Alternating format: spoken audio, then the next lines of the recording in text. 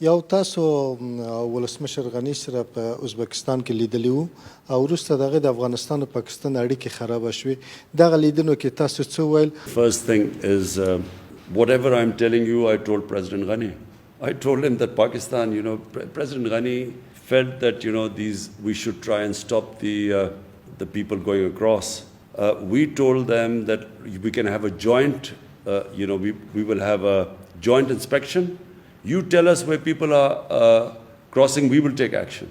We assured him about that because we know that all the fighting people, if half of Afghanistan is with Taliban, what would they be doing in Pakistan? They talked about families of Afghans, of Taliban in Pakistan. The question is, should Pakistan put their families in jail? What is Pakistan supposed to do with their families if they are here? And then, if there are few Taliban leaders who have families here, the only leverage we have is because of that. The reason why they actually had talks with the Americans and Pakistan was able to make them have talks with the Americans was because of this leverage. If you put them in jail or if you take action against them, that leverage goes.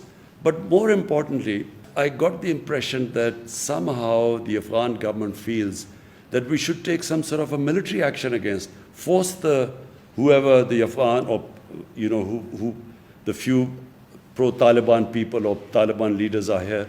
So number one, we will do everything, but we will not use military force anymore in Pakistan. As I said last time, we were fighting someone else's war and we ended up 70,000 Pakistanis were killed. So there is a consensus in Pakistan that we will not use military action. Short of military action, we will try our best. How much ever pressure they want us to put on the Taliban, we will, because it is in our interest there's peace in Afghanistan. But we will not use military means. We are clear in Pakistan about that.